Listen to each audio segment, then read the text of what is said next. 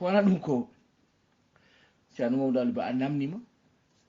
laabi gonɗi dow ɗi aviŋaji ɗi laabi ɗi mbaɗɗa ɗi mbiyata ko laabi diidaɗi walla ko laabi weeyo hay goto wawa diidde hen diidol te ko woni dow ko gonga wiyete ko airways voie aérienne ko couloir uji mawɗi ganduɗa laaɓi ko ɗon dewata ko ɗum waɗi wona désordre laaɗe jarate laaɗe jahoje hakkude leyɗele e gueɗe mbaɗe noon foof koye ordre jahata par ce que ɗo ɗe ndewata ɗo kanƴi foof ko couloir uji ganduɗa ko ɗi mbaɗaɗi ha paari couloir uji ɗiɗon wiyete ko voie aérienne ɗum woni koye réglementation aviation ko OACI yaltin laɗɗe foof goto foof sono ya ene waɗa déposé ko wiyete plan de vol ko programme mo ganduɗa so tawi lanane ya compagnie o ko neldat way kono autorisation ni so yettimo bureau de piste ɓe mbaɗa exploité ɓe mbiye janggo Air France ne ummoɗo 10 heures e rewata ko naggam rewa dow Maroc rewa dow Espagne walla rewa dow Italie faya France so yettima yettorto ko Marseille walla Paris walla gueɗe mbaɗe noon foof ko waɗa programme ɗum koppuɗo werta ɗum noon laaɗi ɗen jogui plan de vol o déjà aɗa andi an jahowo janggo o aɗa andi holto ndewata aɗa andi a daari météo a taroto météo bonɗo a taroto gueɗe kewɗe calcul aji kewɗini hen namdoɗa kadi holto cuɓiɗa jiɗɗa tolnade e niveau so tawine heneni ɓe tottuma so hennakiɓe an saɗa diwa sa ari hay piste haadema ɗum ɓe kokkanma ko wiyete ko clérance soɓe noddima a jaabima min dokkuma clérance après décollage clérance woni holko poɗɗa wadde so lanaka diwi a yahat banggue nano a yahat banggue ñaamo a filtoto banggue ni haadema yaltude Dakar a taroto Dakar laabi ɗiɗi nde puɗɗa yaltude par ce que lana gotka nanda ga an ɓuuri ɗum yawde walla gueɗe mbaɗe noon walla sa ɗumini tan a yahat banggue ma ñaamo kucca banggue Mauritanie banggue Nouakchott ndewa ɗon ndewa Casablanca ndewa ni kamɓe kalantuma ko mbatta ɗum wiyete ko clérance a windat on clérance a windat ɗum defta hen ha laaɓa ndew wima ok Roger mi nani ko kalɗa a faami ko kalmi so tawi jomren hen o wima ala wona no mbimami donc avion kala ɗo wawi tolnade ene haalde wonɓe less eyyi mi koppuɗo werta joni noon holko woni oɗo couloir aérien mo mbiyeten voie aérienne ɗum woni a nana wiye Ghana Airways ɗum ɗo walla ko way noon Airways les voies aériennes holko woni o couloir ko lawol ngol wona ko diida kono lawol ngol ene woodi ko diidi ɗum par ce que radio ji nana ñiiɓa e leydi radio ji ɗi jaaha no radio ma jagguirta radio Sénégal walla radio France walla no jagguirta radio ma ni avion ko noon jagguirta ɗin radio ji noon ene keewi inde hol biyeteɗi VOR hol biyeteɗi VOR DME hol ene heewi inde ɗin radio ji ko e aide à la navigation c'est des moyens de navigation et donc so tawi on sahayu ni ɗiɗo voie ji aérienne mbaɗaɗi so tawi on sahayu ni a waɗat sélectionné fréquence to paɗa to walla ko lombi hakkude ko ɓurɗo radio ɓurɗo ɓadade mo so tawi gummiɗa ko Sénégal ƴettamo Mauritanie o sa ƴettimo jamdina e avion he yiiloto holluma wima Nouakchott ɗo hetti radio mo ƴettuɗa gonɗo e sa daari piste Nouakchott a daari piste o nder to ma yi kuɓeyel tuksel ne daari antenne aji ne daari hen piste Paris sa daari ma yi kuɓeyel tuksel ne daari hen antenne aji daari hen ɗin radio ji ɗin a waɗa ɗum sélectionné lanaka ma wot ko jamdi holluma wima to mbaɗɗa sélectionné hetti ko ga ni kuccata saɗa yiɗi fat toon sa yeehi dow hay sa yiyani hay batte dow sa toɓɓi ɗo jamdi wima ɗo ko toon fayata te on radio ne ene woodi baɗɗi ko wiyete DME distance measuring équipement ko waɗata ɓetata goɗɗeki hakkude lanaka e nokku o VOR ko VHF omnidirectional range jogui ko fréquence VHF noon ne ɓaadi fréquence uji radio ji men sen jaggui joni ko wiyeten FM ko mami artu hen ɗin radio ji ɗi mbimami ɗi gamme fréquence uji mum ene serti e fréquence uji VHF mais presque hedde 108 ha 117 sa yi ko gamuji VHF 108 ha 117 radio ji men seɗe jagga FM ko ɗum woni hen 108 ha 117 ko ɗum heewi wonde hen. Donc ayi sa jaggi radio ha sa yettima Africa numéro 1 sa ɓenni tan kadi gasi hunde yettima ɗo haɗanno ɗo par ce que ko 107 107.5 donc sa yettima 117 presque voilà 107.5 ay ɗon haɗata ko heddi ko 117 en ko way noon donc hay sa jaggi radio ma Africa jeeta woni ko sara walla ko seɓɓiti donc ko fréquence uji VHF ngoni hen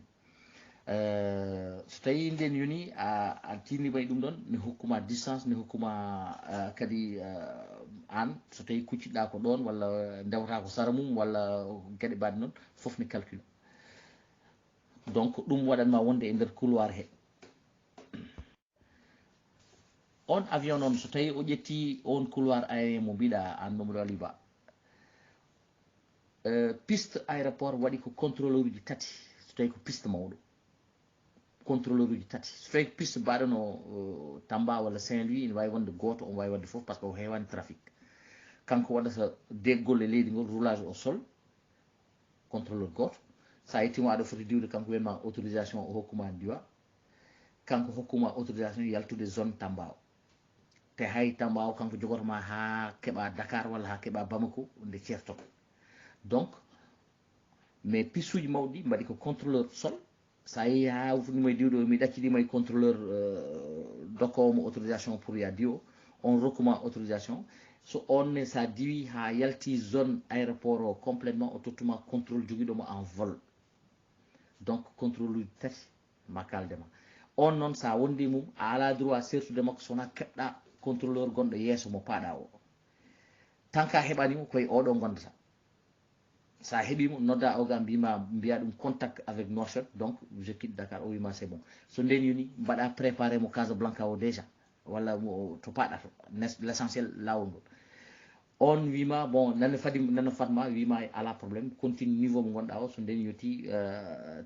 continue walla oto tello walla fani fa banggue nano fa banggue ñamo on nene donc ha jettoyɗa contrôleur kam ene ƴeewa ko mbatta ko te omo jogui radar omo yima sa tellima hay sa haalani kanko o noddata wima holko mbatta pourquoi tello par ce que woɗɓe nana dow ma woɗɓe nana less ma couloir mo mbiɗe no mi arta oɗo couloir ngol ɗo lawol ngol mbiyata taw koko diida sa tellima sa ngabbi foof ala droit tellade ala droit ngabbude sa tellima taw a yamiraka licence ma ne wawi heɓtede hen aɗa wawi waɗede sanctionné aɗa wawi ñawede par ce que a barɗo yimɓe on voie aérienne ngol ɗon lawol jaajeni mum ko 10 nautique ko 18 kilomètres jaajeni on couloir 18 kilomètres jaajeni mayi séparation hakkude laaɗe ɗe ko 1000 pieds 300 mètres 300 mètres hakkude laaɗe ɗe so mi dogi min ɓuuri kayito laane wa dog so mbiɗo wirto 300 mètres mi hakkude amen dow étage ma ko étage uji min kettu 300 mètres hakkudemo gonɗo dowmo 300 mètres hakkudemo gonɗo lesa mum donc ça veut dire que ene waɗa surveiller accident ñi namdiɗa ɗi heewani wadde vraiment heewani on banggue kam on banggue heewani accident tan avion ji pelɓodire walla gaɗa heewani heewi wadde koye piste uji taw yimɓeɓe ko juumɓe walla taw neɗɗo mo wowani aéroport ara hen waɗa hen hunde bon kawuji mum kollirama min koppuɗomen avion sene waɗa décollage e piste o tottete numéro code o code ko code transpondeur o nanay avion he avion gon tokson kon ngala gonɗe aérodrome ni ndi oɗon ɗumine bon holɗi ngala transpondeur mais avion mawɗo taw ko jahowo voyage il faut jogade transpondeur par ce que so waɗi on code ko nder radar o kadi so ƴetti koɗo ene andi ko avion mo mbatmi programmé ɗo kañum yahata ɗo omo andi niveau ma omo andi foof ma bon an ɗo jahata ɗo contrôleur o ne andi no foti carburant joguiɗa omo andi no foti yimɓe gona e lana ma ɗum foof ka baɗ ɗum renseigné a tottimo fiche déjà donc omo andanma foof so andi probléme waɗe lawol somo yiiɗi change de lawol ma omo andi aɗa wawi walla wawa par ce que omo yi omo daara omo andi man carburant ma gasata omo andi foof sa natti yiyede a natti javademo a natti haalde o noddima a jabaki omo jogui temps mo jotto kanko contrôleur o nodditma ene waɗi no waɗirta omo jogui phase mo wiyete alerte incerfa ko incertitude incerfa o ɓenno phase biyeteɗo alerte woni phase alerte par ce que fayre ari so nden yoni a jabaki o yetto phase biyeteɗo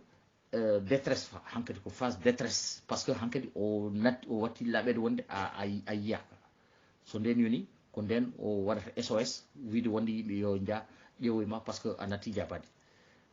so tawi lanaka yettima aéroport ene woodi aéroport mo fayo ko ɓen kollatamo wuro fof aéroport fof ne jogui point ɗo natirte aéroport wona neɗɗo ari tan oye tukko funnague oye tukkoro hinnague non ene woodi point natirteɗi ɗin point ko obligatoire o comme Dakar mbiyeɗa Upton walla gueɗe mbaɗe noon waɗi des points ɗo Paris sa wiyama rew Amboise ɗum ko point ɗi ganduɗa point d' entrée ene waɗi kadi point de sortie saɗa yalta wona ɗum tan tukki horeɓe ni non point de sortie toon payata sa yeyte ha toon après jomum wima bon hankkadi a yalti zone amen hankkadi ƴettu contrôle en route ƴetta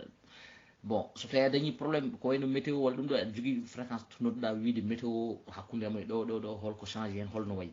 walla a dañi probléme holko coyniɗa ko ganduɗa a yiiɗa rawde hen no woni duule ganduɗa ɗe moƴƴani wiye cumulonimbus aɗa yiiɗi tarade ɗe nodda contrôle mbiya ko jiimi ko vraiment fewani miɗa yiiɗi tarade ɗum o wima ya banggue nano walla ya banggue ñaw ala mi ala droit hokkudema ɗum par ce que ɗo gonmi mboɗo jogui laaɗe kewɗe nan ɗo mi wawa ko jomum yamiranma kala ko mbaɗɗa hen ko yamirore mbatta wona aɗa weela tan aɗa waɗa mi koppuɗo merta sa yettima ha a funnima e tellade ha ɗum ɗo ene woodi e instrument ji nanayi nder avion he goɗɗi ne mbiye ILS instrument landing system ILS kañum ne fréquence uji mum instrument aide à l'atterrissage donc ko fréquence uji mum ko 108 ha 111,95 mégahertz bon ende on appareil kañum hollanma